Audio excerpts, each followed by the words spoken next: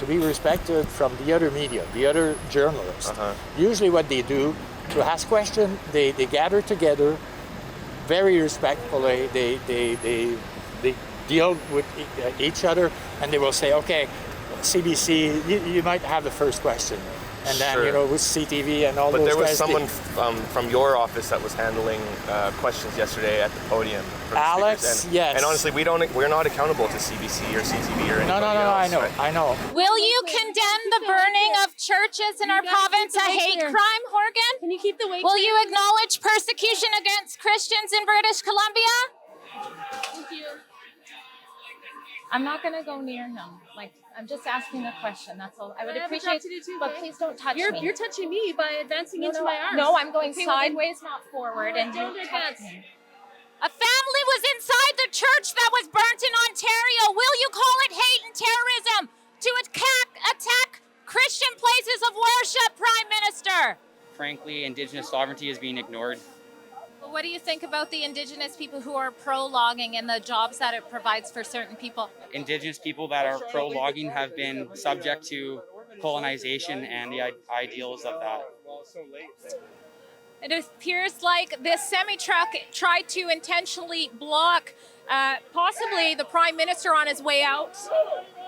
He's blocking the road. The police are in there right now. We're going to speak to them about what their cause is in just a moment, but let's see what unfolds.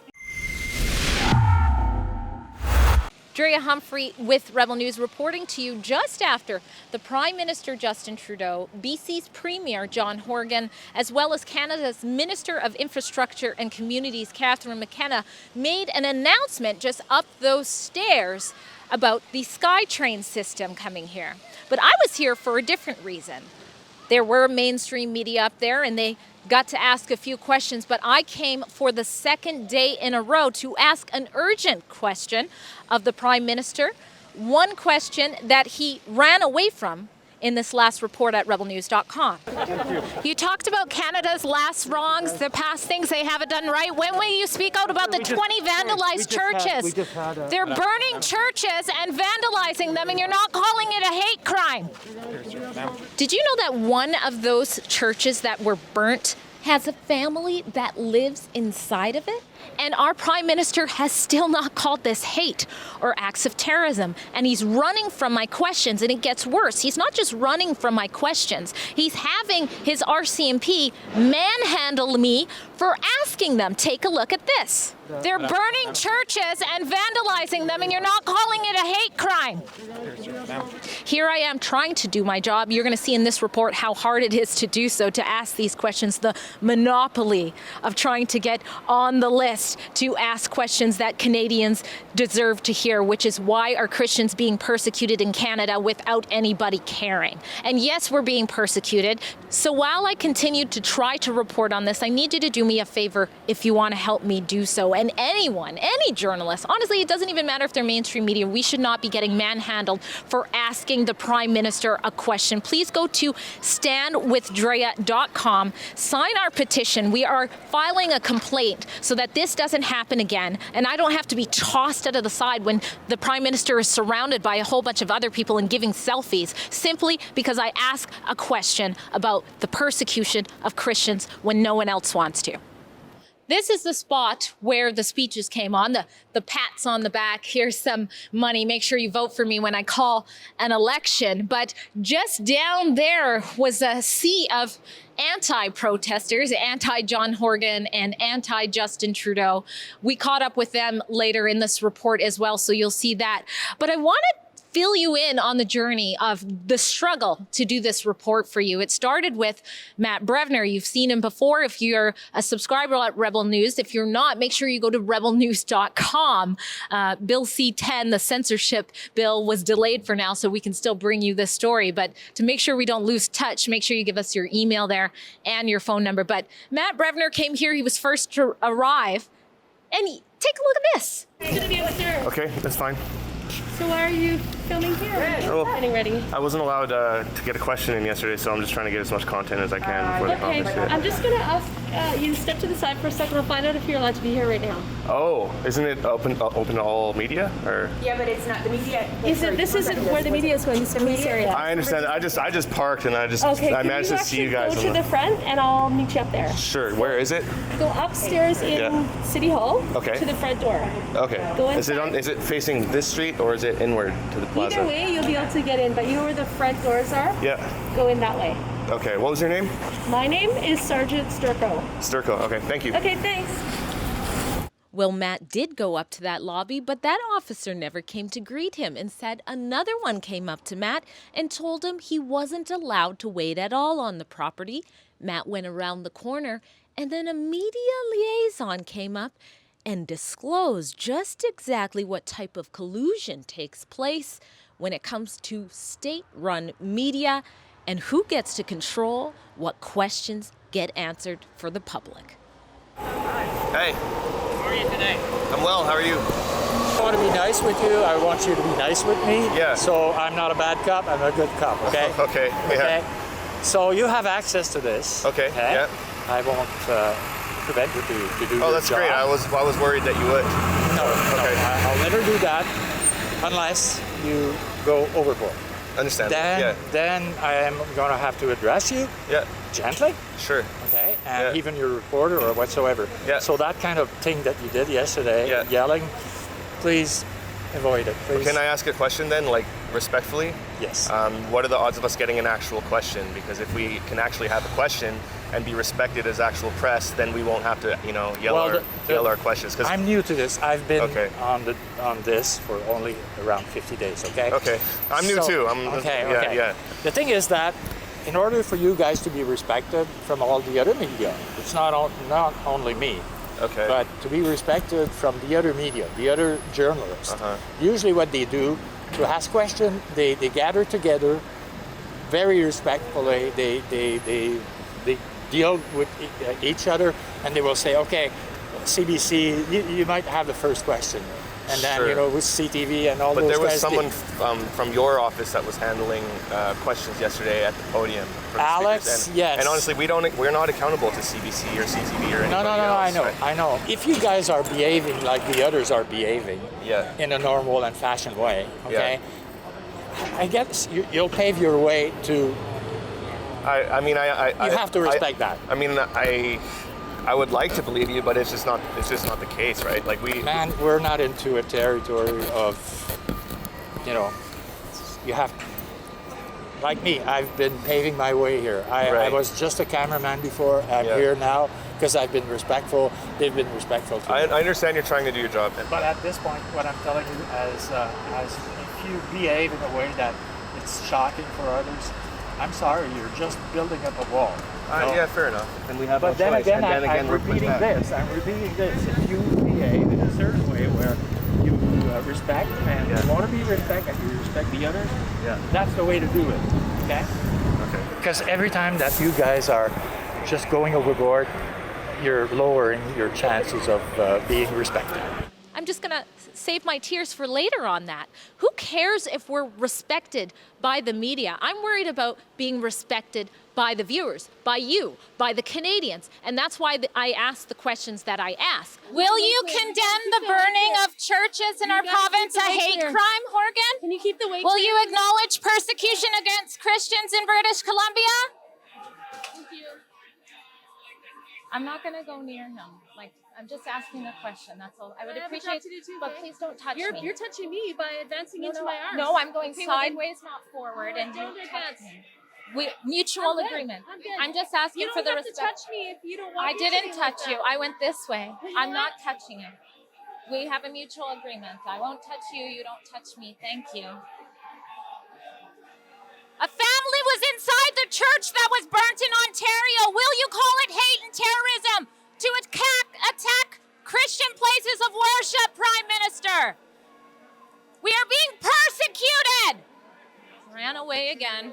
since Trudeau chose to smugly walk away instead of acknowledge the hate involved when someone is lighting churches on fire with families inside of it. We now have learned that the CBC report that stated that the family was in there during the time of the attempted arson was not the case. It was actually just the father, but nevertheless, this is the Prime Minister not caring either way. So we were told if we're good, we'll get a pat on the head, we won't get removed from here, and we'll maybe be allotted a question in the future. Well, this is Rebel News I work for. I don't obey Trudeau when it's not constitutional to do so. So I asked my questions. I asked it to Trudeau, and I asked it to John Horgan.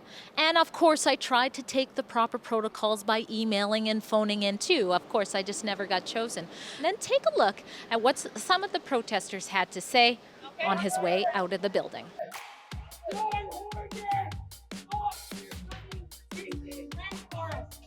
It's burning up our whole province! John Horgan, stop clear-cutting BC's forests! St. Mary Creek! John Horgan, stop clear-cutting BC's rainforest! John Horgan, stop clear-cutting BC's rainforest!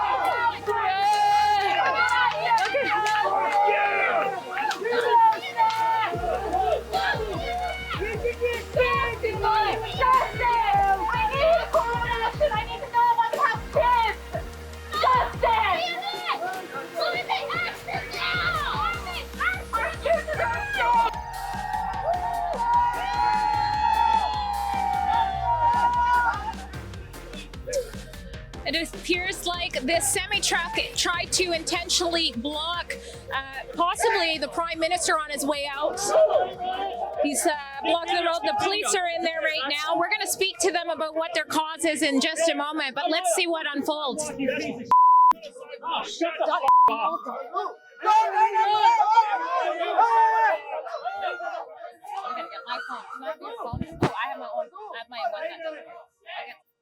Can I ask you why you were protesting Trudeau's visit here? I'm here to protest John Horgan's visit here. I'm here to advocate for the protection of the last 2.7% of ancient old-growth rainforest on BC. The last 2.7% of old-growth temperate rainforest in BC is at risk of being clear-cut, logged. Why do you think that your message isn't being heard by the government? It's not being heard by the government because they've been clear-cut logging since the colonizers and came here, and since that all started. But I think we're not being listened to because we're seeing peaceful land defenders being forcefully removed from the land by police with insane extractions with crazy power tools, and frankly, Indigenous sovereignty is being ignored. Well, what do you think about the Indigenous people who are pro-logging and the jobs that it provides for certain people? I think those people have been kind of coerced into a system that allows them to make money, and it's understandably so. Everyone needs to make money, but Indigenous law has never been about clear-cut logging. They've always been stewards of the land, and Indigenous people that are pro-logging have been subject to colonization and the ideals of that. So you think that their voice isn't their own?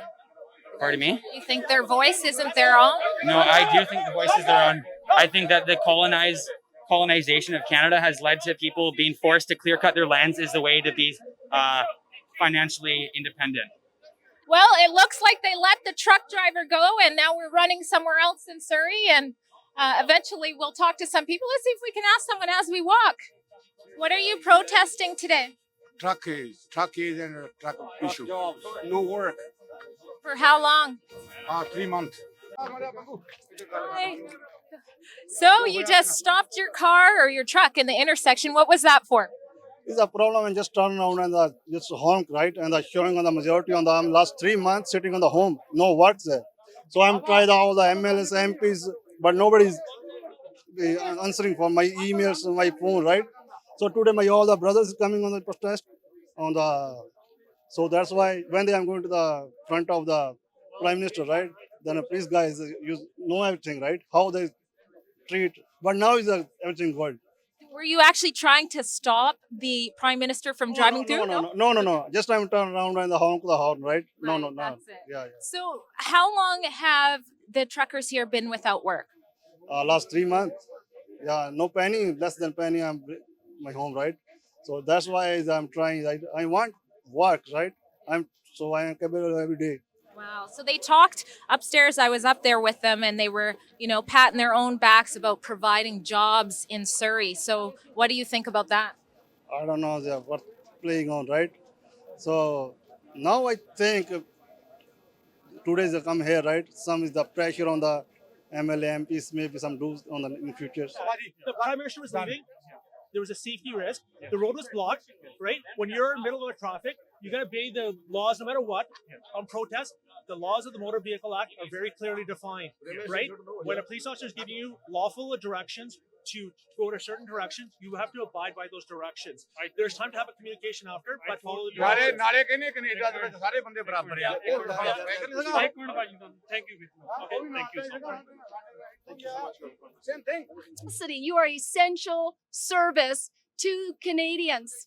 We need our goods to move. So we need to be on the same team and we need to fight bad government and we need to vote better come the next election. And there's going to be options coming our way at the federal level, but also we're working in BC at the provincial level as well.